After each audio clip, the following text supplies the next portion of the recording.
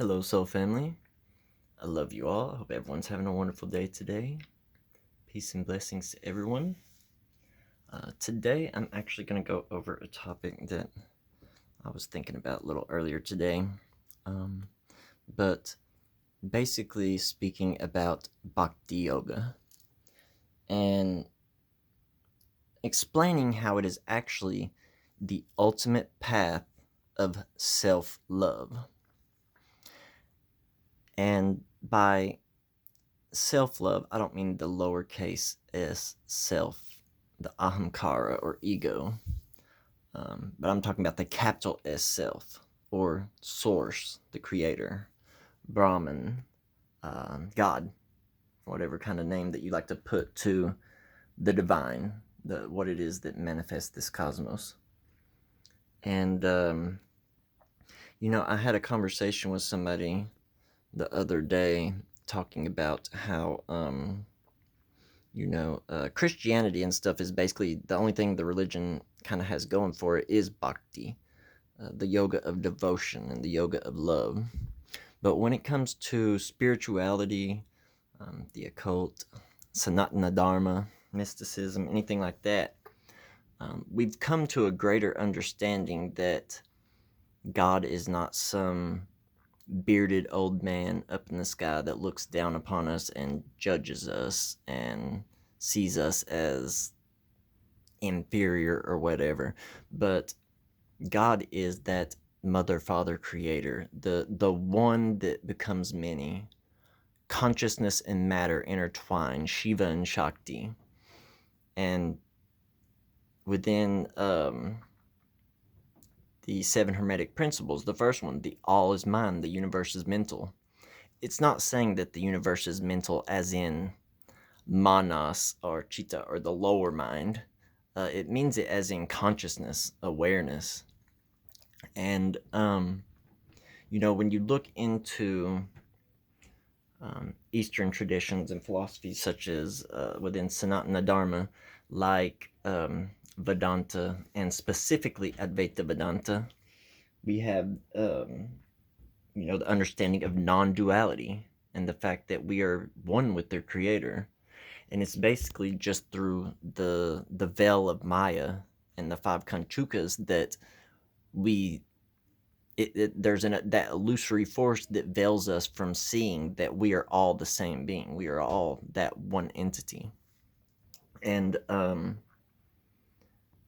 so when people look at the concept of bhakti, love and devotion or whatever, um, it's a lot different when you understand these concepts as God not being something that's outside of you, but that God is something that resides inside of you and every living sentient being on the planet, or in the cosmos. Let me put it that way.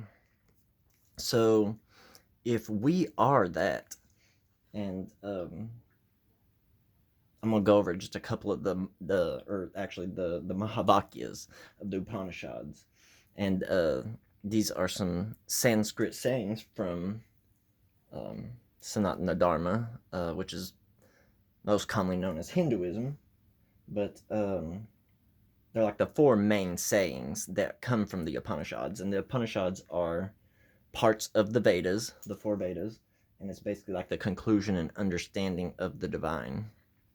And we have sayings like Aham Brahmasmi, or I am Brahman. I am that ultimate reality. I am that divine entity that I seek. Which comes from the Brihadaranyaka, I believe, Upanishad, um, or the saying Tattvamasi, thou art that, from the Chandogya uh, Upanishad, from the Samaveda. But that's basically saying that you are that. You're that you are seeking. You are the God of the creation that you are trying to connect with. It's something that isn't separate from you. It's something that resides inside of you. Or Ayam Atma Brahma. This self is Brahman, saying that I, this self, this being that I feel connected to right here in this physical plane, is Brahman, is God. is the ultimate reality. It isn't something that's separate from us. Prajanam Brahma. Brahman is consciousness. So this right here, like the mind is all. That's what that statement is saying. Of the Hermetic principles, it's that Brahman is consciousness. God is consciousness. So what are we when we're actually and a lot of people get this confused whenever they look at Sanatana Dharma or Hinduism and they think, oh, this is a polytheistic religion. But the truth of the matter is it's not. It's actually a monotheistic religion. They just have a much deeper understanding of the divine. And actually, the older traditions of Abrahamic faith had an understanding. That's why you had words like Elohim, which basically is masculine and feminine together, which is basically the same thing as Shiva and Shakti, consciousness and matter intertwined as one, masculine and feminine intertwined eternally as one. But so why in the world, if you believe in this one, would you have all these different deities? And this is where the self-love comes in, because that one entity fractalized itself and split itself into all these different separate realities, all these different separate universes that we all experience, all of our different lives, all of our different consciousness. And in the same way, this formless, infinite being that isn't something that is an object, but is something that is eternal. It's pervades everything, but it's not something physical. It's really hard to connect with something like that, and you see that a lot in like the Abrahamic faith. It's like this invisible God up in the sky you can't see. There's no form to it, but you're just kind of expected to connect with it or something. But within these Eastern traditions, specifically Sanatana Dharma, you see all these different forms of God. And why is that there? It's so that formless entity can have something for you to connect with, a symbol. And we know when practicing magic and stuff that the subconscious mind only understands symbols. Symbols, and the way that you can program and change the subconscious mind is through symbols, repetition, and trauma. But back to this whole this one entity coming and becoming separate and becoming all of us. Well, it's much easier to feel an emotional, loving connection to a deity that has form, something that you can relate to. It has a certain aspect of something that is manifest here in the physical plane, so it's something that emotionally we can connect with. So if we understand through these philosophies like and schools of thought like Advaita Vedanta, understanding that we are not separate from God and that we are God, then why would we do all this? Why would we find a deity or deities that we connect with in order to have a relationship, a devotion, and a love for these deities or these aspects or archetypes of the Creator? And the reason is because does it not feel amazing to love? And that's why I say that Bhakti Yoga is the ultimate form of self-love, because you're finding an aspect of yourself, basically externalizing it within these deities, and having something to connect with, having something to love. And it's definitely not, I mean, having form isn't the only way that you can find ways to love the divine or whatever, but it just makes it a more personal relationship. When you have something like a formless God, it's a little bit more difficult to have a personal relationship with something that's impersonal, infinite, and just it seems so far removed from our reality, our living reality. But and you see there's four, like I'll probably make another video just kind of breaking this down real quick, but there's four primary paths of bhakti that I've seen at least. And bhakti basically means attachment, participation, fondness for or homage, having faith, love or devotion, worship. But these four different types of bhakti, you actually see it in pretty much all spiritual traditions. So you have stuff like the Atma Bhakti, which is the devotion to one's Atma, or the devotion to your own individual soul, which isn't really separate from the universal soul of the divine, but here in the physical plane it's separate, or it seems separate.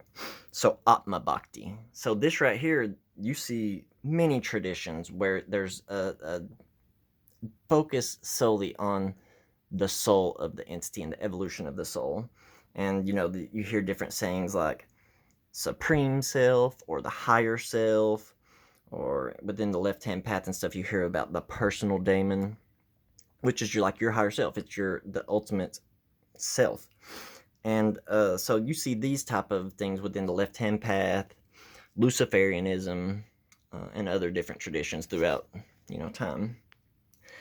That's the first one, the Atma Bhakti. Then you have Ishvara Bhakti, which is devotion to the formless being. So this is like the concept of the God of the Abrahamic faith, Source, the Creator, or the Nirguna aspect of Brahman, the formless aspect. And this is devotion to the formless being. And like I said, you see this form of bhakti in the Abrahamic traditions, and some other, Eastern traditions, like within the concept of Nirguna Brahman. So that's the God without form. And for some reason, I feel like that's a harder aspect of the divine to connect with. Then you have the Ishtadevata Bhakti, which this is the devotion to a personal god or goddess. And that's where all of this comes into play. These separate entities that are nothing more than different archetypes of the one, the all. And this is found within all kinds of traditions, whether it be monotheism or polytheism. But Ganesha, Durga, Kali, Lucifer, Lilith, any type of deity that you see that has form, that has an image about it or a symbol of it, like manifest here in the physical plane, that's going to be the Ishtadevata Bhakti, the devotion to a god, personal god or goddess with form. Then you have the Guru Bhakti, which is the devotion to the guru. And so that's like the four primary paths of bhakti, as according to Ramana Maharishi. But yeah, that bhakti is the ultimate form of self-love. And having this deep understanding that we are God, some people let that take them to just, oh well, if we are God, then why would we worship ourselves or whatever. And so that's why I say this is the ultimate form of self-love. When you find a aspect of the divine to connect with. Oh, there goes my alarm.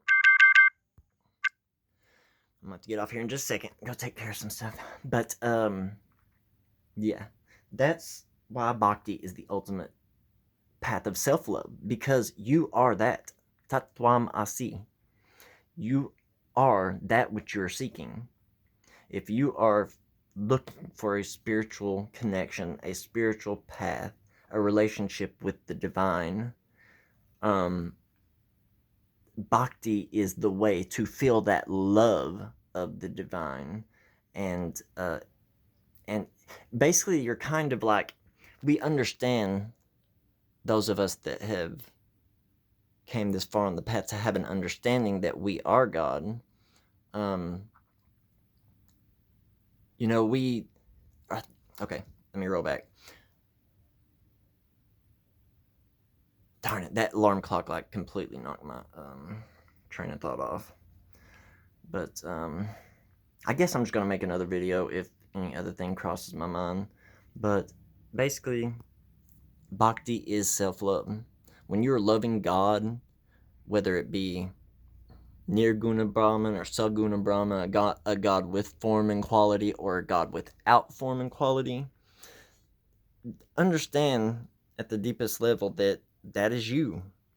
And I really don't like the word worship, just because when it comes to etymology and just breaking words down and stuff like that, warship, like a naval battleship or something like that, it kind of leads me to believe of something violent and destructive. That's why I would prefer the word honoring or uh, paying respectful obeisances to instead of worshiping. But this is the ultimate path of self love. To love God is to love yourself because you are not separate from God. Um, and, we may feel like that here in the physical plane, that, many times when we're suffering or just things just don't seem to go the way that we want them to go, that God is absent. But the truth of the matter is, God is the silent observer behind all matter, the Shiva aspect, and God is also the Shakti aspect, the divine feminine, the creation, literally nature. And but yeah, that's pretty much it for this video. I love you all. Hope everybody caught what I was trying to convey here in this video. But Bhakti is the ultimate form of self-love. I love you guys. I hope everyone has a wonderful day today. I got to get back down here and change this water out in this distiller before it runs out. But I love you guys. Everyone have a blessed day. Peace.